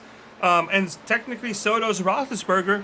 If Paul Hemus' damage is pretty severe, that could just be the case. Let me see if I can pull up the telemetry for second, third, and fourth and see if that could be the case here. Oh, yeah, my, it could possibly be the case here. Yeah, definitely. Look at those green numbers there. Merry Christmas to all the folks at home, because that looks like some Christmas lights there at the bottom of the screen there. A lot of green and red, a little bit of red there just a little while ago. But what a run it has been for Zach Roethlisberger there in that 93. It's been a few races since we've seen Zach back in the field here. But what a great way to get his name back out there. He's running inside the top 5. He's had a pretty solid race here tonight, Carlos. For not being in this series for a couple weeks, he might be able to better his finishing position, maybe get a podium out of this race here tonight with 3 laps to go. He'll have to make some moves to do so, though. But all eyes should be on Josh Robinson there in that 30, as with 2 laps to go, he is all but cruising his way to his first victory on the season. And what a victory it's going to be heading into that final race of the season at Homestead. This is a big win for that 30 here, as we're down the backstretch here with 2 laps to go. And taking a look at where Robinson was going into tonight, he's 3rd in points. It's only 17 spots back. Seems unlikely that he's going to get close enough to that points lead to have an actual shot at Homestead, but I have a feeling he might dip down to possibly 12, 11 points, maybe even single digits, as we are now on the last lap. This is the Manny Rays white flag on the track, as Josh Robinson's going to take us off of corner number 2 down the backstretch here, and he's going to all but get that cowboy hat ready in victory lane as he cruises down into corner number 3, around 4 right now. It has been a tumultuous season for that 30. Coming on strong here in the playoffs, it's Josh Robinson winning the race here in the Lone Star 200 here on the Dynasty Stock Car Racing League. Wins his first race of the season, and boy, does that make for a championship race next at Homestead. He holds off Darth Vader in that 79 and snatches that win to win by a full 3 seconds, Carlos. And what a way to get your first win in style, by winning it by 3 seconds. What a fantastic drive for Robinson. Did everything he needed to do. was able to fix whatever possible mistakes he had in that first run by pushing a little too hard. And that beautiful blue and black micro center machine, which I wish there was one in Florida, but there isn't, or at least one close to where I am, is taking down to victory lane, and he's going to celebrate his first win of the season. Yeah, and boy, I'm just really impressed out of the racing out of Josh Robinson there. You know, I spoke about it here a few times. A driver that we really weren't paying attention to. No offense to Josh in that 30 there during that regular season. Nick and Delicato with 6 wins. Barrett Palahimas with 4 wins. You know, you're looking at Sam Broche. You're looking at a few other drivers. Josh, like I said, got that alternate spot in the Dash for Cash, and ever since then has been on a hot streak, Carlos, bettering each finishing position race after race after race. And now tonight snatches that race victory here in the Lone Star 200 and winning by 3 seconds here tonight. We look at our official race results here. Got Josh Robinson there in victory lanes, got his cowboy hat on, got his barbecue ready here for the celebration. Barrett Palahimas is going to finish second here tonight. Sam Brochu, a.k.a. Luke Skywalker, is going to finish third. Zach Roethlisberger is going to finish fourth. Last week's winner, Tom Ogle, another solid run out of Tom, going to finish fifth here tonight. Jake Busto is going to finish in 6th. John DeBarro in 7th. Looking at DJ Weeks in 8th. David Westergreen in 9th. Johnny Eckert, we spoke about his disappointing run here tonight. See if he can rebound at Homestead next week. He's going to finish 10th. And then Ryan Hyatt, who we talked about, that Bucky's paint scheme on there, is going to finish 11th here tonight. Carlos, we had our caution-free race here tonight at Texas, but it wasn't for a lack of action here, as we saw a lot of moving parts in this race. You sure did. It was a fantastic race to cover overall, and it's a great potential, great potential appetizer to the main course of next week at Homestead to finish off the season. I sure love that track. I sure love racing that track, and I sure love broadcasting that track. But I'm gonna go ahead and step out the side for the rest of the night, take care of some back end stuff, and well, you go ahead and talk to the top 3 finishers. Yeah, see if we can talk to our 3rd place finisher, Mr. Sam Brochu, a.k.a. Luke Skywalker. And Sam, we had our caution-free race here tonight at Texas. We saw those battles between you and Josh Robinson all night long. The battles seemed to last about 30 to 40 laps. Barrett Palahimas basically led the majority of the race here tonight, but somehow, some way, Josh Robinson gets the win. You get a podium out of this as well. Take us through your race here tonight. Yeah, it was loose. I think everybody can agree on that. You know, it was a pretty good race. I was just trying to help Barrett as much as possible. You know, he's in a tough spot in the championship, and he last minute asked me to come in and race. So I did. I led that one lap just to say I led a lap, and then, you know, it was all him from there. But otherwise, it was a good race. You know, we had a really, I guess, exciting battles with Robinson. Some of it was just kind of dumb racing on both of our parts, but, you know, we can definitely both learn from that. But otherwise, you know, it was a really clean race. Executed pit strategy barely. I had like a lap and a half in the tank, so I really should not have finished that race. But overall, good race. Excited to see Barrett, you know, lengthen that points gap and have an easier cushion going into Homestead. Yeah, it did look like that here tonight, that you were basically playing the teammate there, the Pippin to his Jordan here at Texas. How hard it was it, though, to keep that maybe blocking or keep that competitive edge going, knowing that maybe you had the speed if you could get around Barrett here tonight, or was it more so just being in that teammate role here in this race? It was both. I definitely had the speed to get around Barrett, and there were times where, especially in that first run, when I sat behind him, you know, within a tenth and just kind of pushed him, there were opportunities where I could have, you know, pounced on it and taken the lead, but I knew what was at stake for him. So, you know, I just decided to lay back and let him have it. But it was definitely really, really hard to save tires while keep, you know, Josh or Tom behind me. I think that was definitely the hardest part, because Josh was fast all night. I don't know how he was able to save the tires like he did, but He was quick. Tom was quick. So, you know, and it also helped having, when you're side by side, the gap just gets bigger and bigger to the car in front. So, battling for 4 laps led to a second gap on Barrett, and you know, before you knew it, Barrett was 2 seconds up, 3 seconds up. So, battling Tom and Josh really came in clutch there, and I think that's what helped him the most. Yeah, really helped him out there. But then Josh Robinson somehow, some way found a rocket underneath that race car to go by both of you. But Sam, we're heading into our finale race next week at Homestead. It's not going to be the points ending that you wanted here in that 23 machine. Still a solid season nonetheless. What can you look back on during the season here in the Dynasty Stock Car Racing League that you can carry in that finale race, and maybe we'll see you next season here in this league? I think just the consistency I had with the races I did make. I had just been, so busy with school and work that a lot of these races I just wasn't able to make.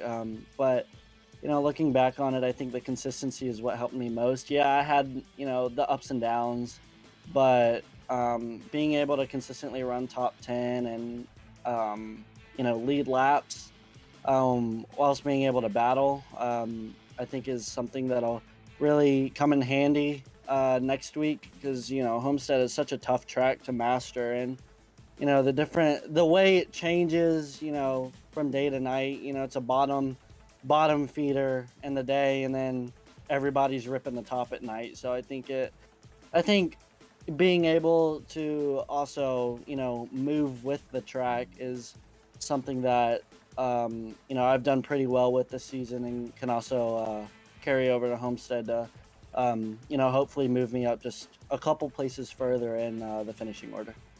Yeah, Sam. Well, you're going to see if you can best this third place finish here tonight. You're going to finish on the podium. And with that podium finish, we'd love to give you drivers the opportunity to shout out anybody that you might have had watching here tonight, or any sponsors that made this race possible for you. Yeah, for sure. Jo at Spina, he puts a lot of effort and time into this team. So to go out there and get a 2-3 for him was pretty big. And I know it's kind of cheesy, but I carry my dog on the hood. We had him for 7 years almost. So and he passed just a couple months ago. So he's always in the back of my mind, because he was always there for me. So I kind of always want to keep him here, just as a reminder. So I do thank him, and then just being able to have the time to come out here and race these races is big, because I love doing this. It helps me practice for real life races as well, but $2,000 isn't on the line if I wreck the car. So being on iRacing is definitely fun, and that's what keeps me going. This is true, and a little bit of off script. I don't think that's cheesy at all, my man. I think that's a great way to honor your buddy there. My buddy passed away in 2015. She was 14 years old, so Wow. I know how all that goes down. And sorry about your loss, my man. And we appreciate you taking the time with us here, and hopefully we'll see you in that finale race. I know you said you raced part-time here with everything that you got balancing here, but hopefully we see you next week at Homestead. Sam, great run here tonight. Great way to be a teammate. Fortunately, didn't pay off for Barrett getting that win here tonight, but still going to be a good points lead heading into that last race of the season. But Sam, we want to appreciate you taking the time. Great run here tonight, getting that third place, and we'll see you next week. Yes, sir. Thank you, guys. Yes, sir. And that was Sam Brochu. He's going to come home third here tonight. Spoke about how he was a great teammate here, entered this race to basically be that blocker for Barrett during these last couple races of this season. But it's time to speak with our second place finisher of the night, the man who seems to have snatched the most points out of this race here. I'm hearing the Imperial March queuing up in the background. It's Darth Vader himself. The number 79 of Barrett Balahimas here is going to come home second after an incredible run here at Texas, leading the most laps, getting both stages underneath his belt.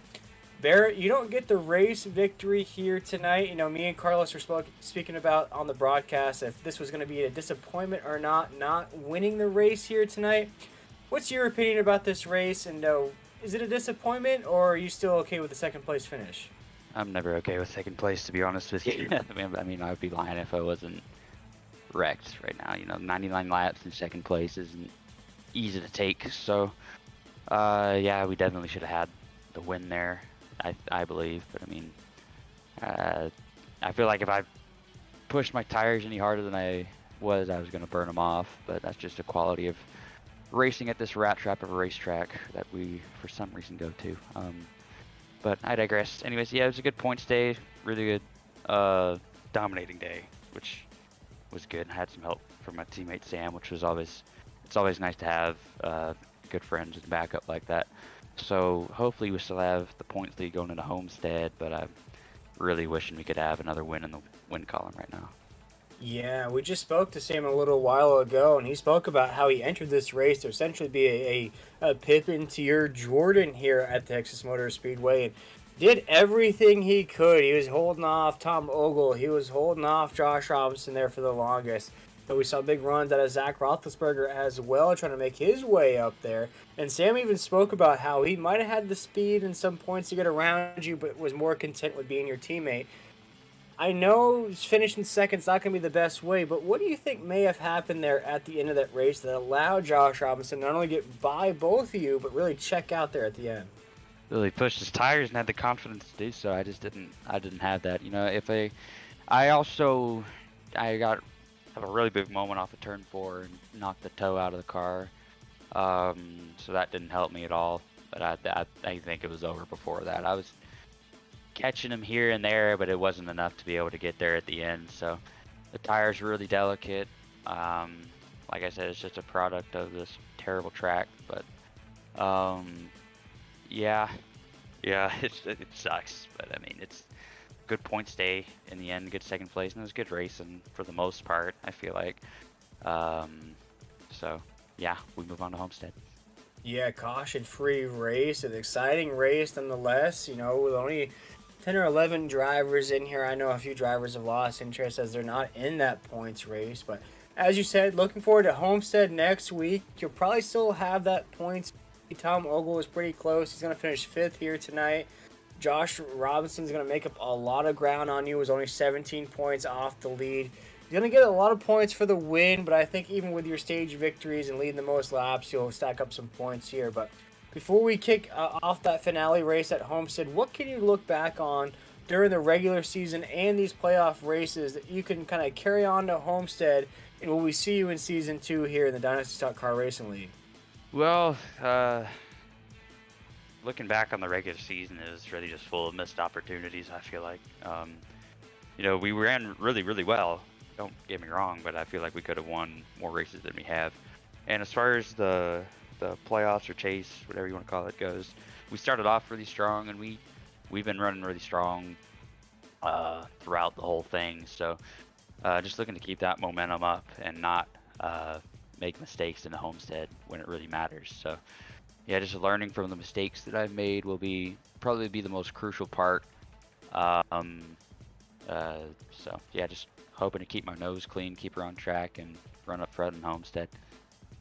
Yeah, it's going to be one heck of a race next week at South Beach, aka Homestead Motor Speedway. But Barrett, with this, you know the drill, with this second place finish, with this podium finish, we'd love to give you drivers the opportunity to shout out anybody that you had watching here tonight or any sponsors that may have made this race possible for you. Yeah, first and foremost, teammate Sam. He helped out a lot, and thanks to the team owner, Jo, for letting me run on a team with all my buddies and communicate really well with them. So that's been a real treat, and huge thanks to Turtle Cove for sponsoring the race car. That's been the main wrap all year. So yeah, big thanks to them, and hopefully we're going to be able to carry them to championship next week. Yeah, Barrett, I'm excited for it. I know my co-host, Carlos Acosta, is excited for it. I think all the fans at home that have been watching this season all season long are excited for it as well. It's going to be quite the race, Barrett. I know you're going to be disappointed with the run here tonight, but with a lot of points stacked up, a lot of things that are falling in your way, let's see if you can wrap up that championship run next week at Homestead. But Barrett, it's going to be a second place finish here tonight. We want to appreciate you taking the time with us here, my man, and I cannot wait to see that 79 on the track next week at Homestead. I appreciate it. Y'all have a good one. Yes, sir. You too. As Barrett Jimenez, our second place finisher of the night, leads the most laps, sweeps both stages, somehow, some way, doesn't win the race though. You can hear the disappointment in his voice with that finish here tonight. But he's excited about Homestead next week to see if he can wrap up that championship run that he's been working towards all season long. But without further ado, it is time to catch up with our main man down in Victory Lane. He has earned a new nickname here tonight with his first victory of the season. What a time it is to get that first victory of the season here with only 2 races to go. Now 1 race to go. Mr. Josh Robinson, a.k.a. Han Solo, inside of the Millennium Falcon. You win here tonight at Texas. How'd you get it done in that 30 machine? I tried to give it away there towards the end, but just kind of saving the right rear. I'm sure you guys saw that car got pretty slippery after about 15 laps. So just trying to do my best to save that, and then there was just some really good hard tight racing amongst the top 5 up there. So just keeping my head cool and trying to put down some good laps. Yeah, we saw you and Sam Brochu really battle it out. There was, I think, clips during the race of about 20 to 30 laps where you guys would run side by side. I think Sam even talked about it when we interviewed him. He finishes 3rd here tonight.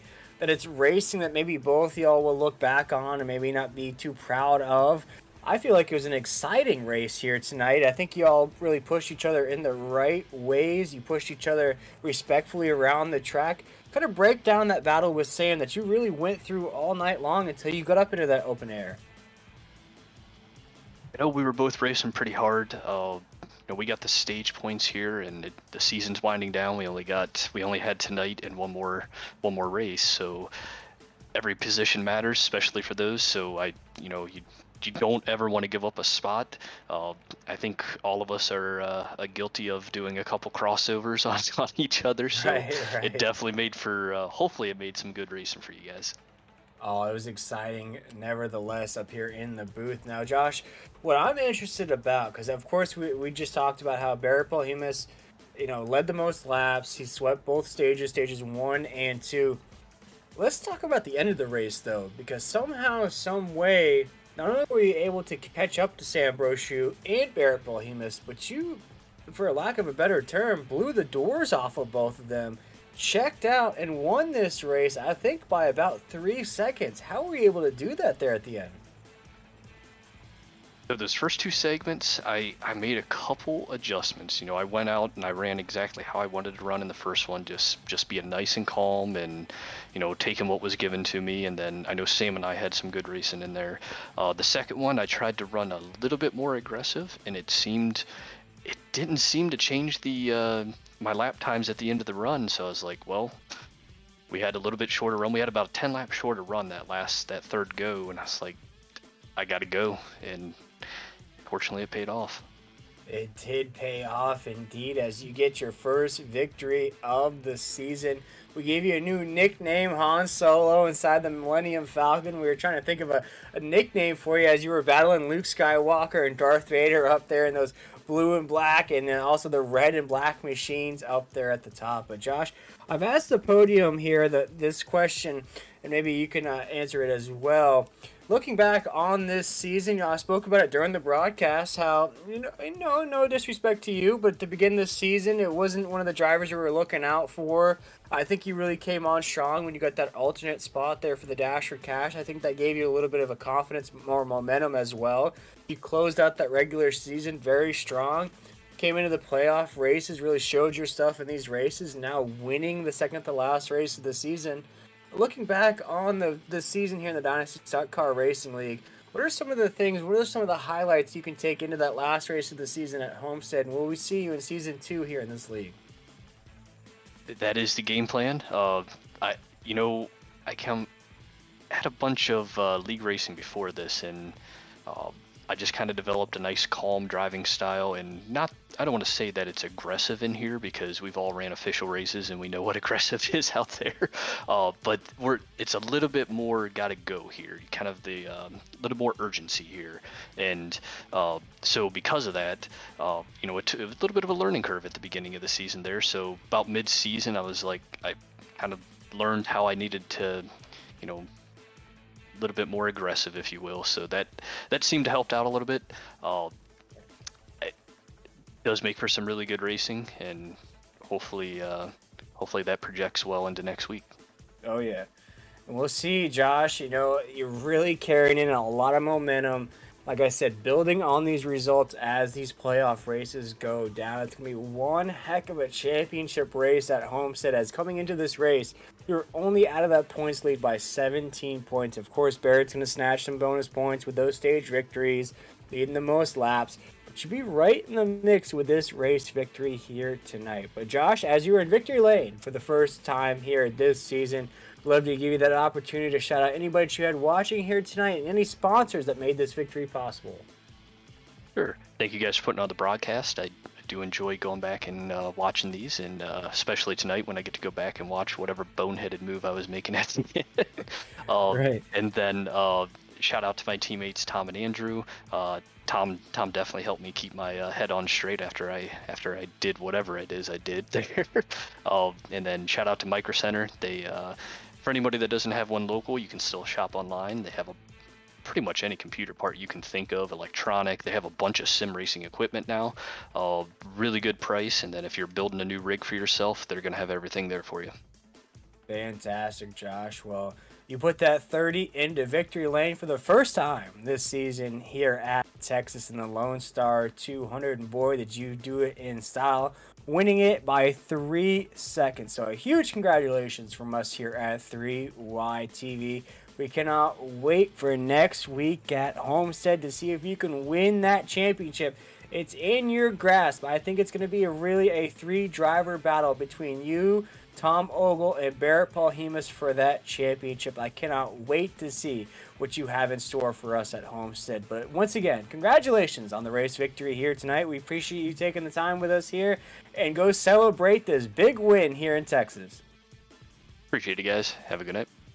Yes, sir. And that was Josh Robinson in that 30. Now, Carlos, man, you heard it. It's a wide range of emotions from this race here tonight. You know, Sam Brochu touched on how he was a good teammate. He had the speed. He could have went around Barrett. He was brought into this race to just block basically for Barrett heading into that the championship race next week. Barrett spoke about how he was disappointed he didn't win the race. Of course, any driver would feel that way, leading the most laps, winning both stages, not crossing that finish line first. Then we talked to Josh Robinson, his first win of the season in that 30. He's excited for that championship race next week. We'll see if he can keep that momentum going, Carlos. But what are some of your thoughts about the race here tonight at Texas? You know, for a track that in real life is not working that good at providing action, we had some good action here tonight. Can't complain. Caution free is always fantastic regardless. And you know, the racing pretty much throughout the whole time.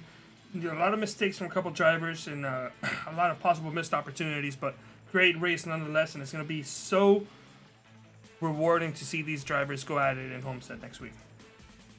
Oh, yeah, and we do it 305 style. So instead of champagne, we got that Don Perignon on ice for that winner of the championship next week at Homestead. But for myself, William Tiller, for my co-host of the evening and the man behind the decks doing double duties here tonight, Carlos Acosta. We want to once again congratulate Josh Robinson on his first victory of the season in that 30. We want to thank our wonderful sponsors, Manny Ray's Cemetery Landscaping Services, as well as Pro Air Medical Supplies.